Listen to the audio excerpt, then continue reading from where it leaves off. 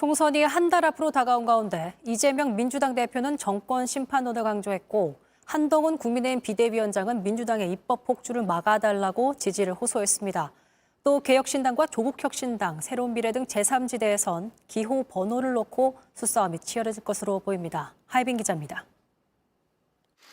이재명 대표는 한 달 앞으로 다가온 총선은 심판의 날이 되어야 한다고 여러 차례 강조했습니다.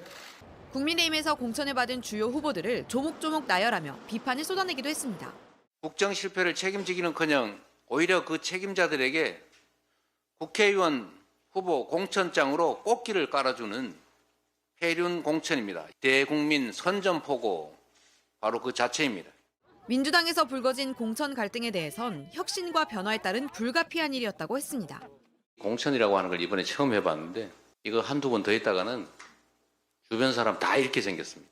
국민의힘은 민주당이 다수당이 되면 입법 폭주가 지속될 거라며 지지를 호소했습니다. 한동훈 비상대책위원장은 입장문을 내고 정치개혁과 민생정치의 새 장을 열겠다고 밝혔습니다.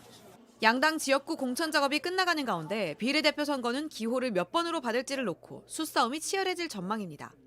현행법상 선거 기호는 각 당 소속 현역 의원 수가 많은 순서대로 하되 동석일 경우 추첨으로 정합니다.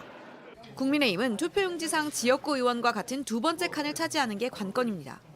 이를 위해 최소 8명의 현역 의원이 국민의 미래로 이적할 걸로 보입니다. 소속 의원이 4명씩인 개혁신당과 새로운미래는 앞번호를 받기 위해 공천에서 제외된 양당 현역 의원을 상대로 물밑 작업을 하고 있습니다.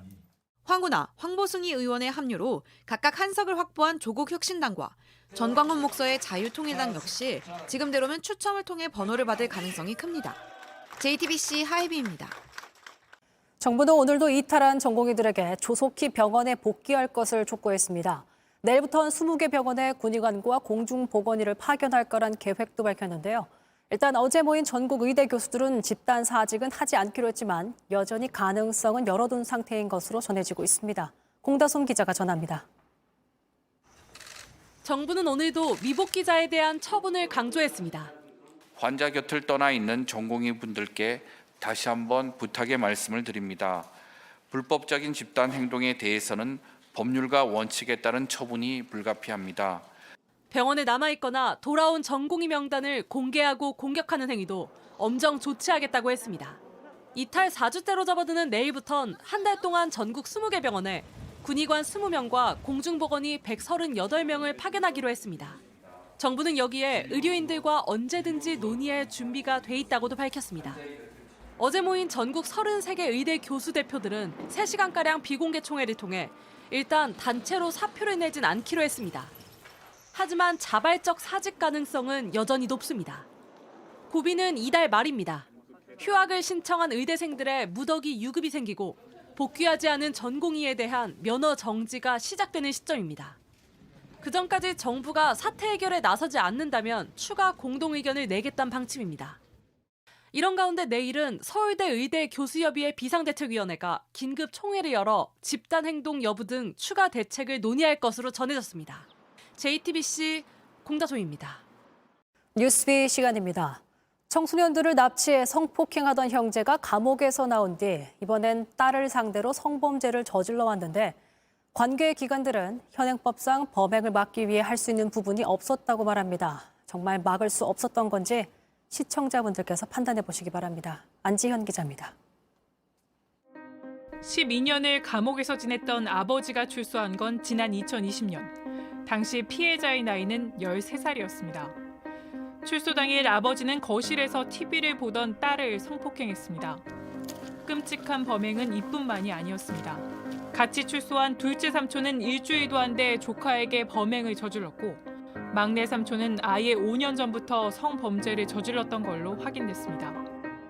피해자는 함께 사는 친할머니에게 이 같은 사실을 알렸지만 제대로 된 도움을 받지 못했습니다. 정신지체 3급인 아버지 그리고 둘째 삼촌은 길 가는 청소년들을 납치 성폭행한 죄로 2차례 처벌받아 범행 당시 전자발찌를 찬 상태였습니다. 법무부 보호관찰소의 감시 대상이었던 겁니다. 역시 정신지체 3급인 막내 삼촌도 아동 성범죄 전과자였습니다. 하지만 오랜 기간 이 집에서 수십 차례 성폭행이 이어지는 동안 그 누구도 알아채지 못했습니다. 삼형제의 범죄는 담임 교사가 피해자를 다른 일로 상담하다 이 같은 사실을 알게 돼 지난해 경찰에 신고하며 세상에 드러났습니다. 법무부는 상습적으로 청소년들을 대상으로 성범죄를 저질러온 이들을 제대로 관리하지 않은 것이 아니냐는 취재진의 질의에 형제들의 앞선 범죄는 딸이 아닌 불특정 피해자를 대상으로 했던 데다가 법원의 결정 없이 임의로 가족과 분리할 수 없었다고 밝혔습니다. 10여 년 전 범죄에 대해 선고할 때 법원이 딸에 대한 보호 조치를 내리지 않아 더 할 수 있는 게 없었다는 얘기입니다. 수사를 담당했던 한 관계자는 취재진에 성범죄자의 거주지를 제한하는 법이 통과되더라도 범죄자 가족인 이 아이는 보호받을 수 없었던 상황이라며 안타까움을 표현했습니다. 피해 지원을 담당했던 지자체 관계자도 장기적으로 피해자를 지원할 수 있는 곳을 찾는 것이 급선무였다고 했습니다. 아동성폭력 가해자들에 대해서는 재범률도 상당히 높고요. 이 사례에 있어서도 조금 더 면밀하게 모니터링들이 이루어졌어야 된다는 거죠. 근데 전자발찌만 끼웠다고 해서 재발 방지가 될 것이라고 봤다면 그건 되게 사회가 안이한 태도였다. 그래서 이 사건에 대해서는 전반적인 걸 한번 사례 부검을 해봐야 된다.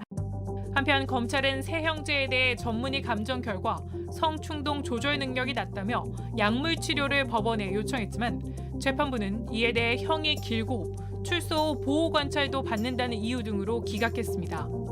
앞서 1심 재판부도 범죄가 불특정 다수가 아닌 딸 한 명에게 이루어진 만큼 딸과 분리되면 재범 위험성이 줄어들 여지가 있다며 역시 이를 기각했습니다.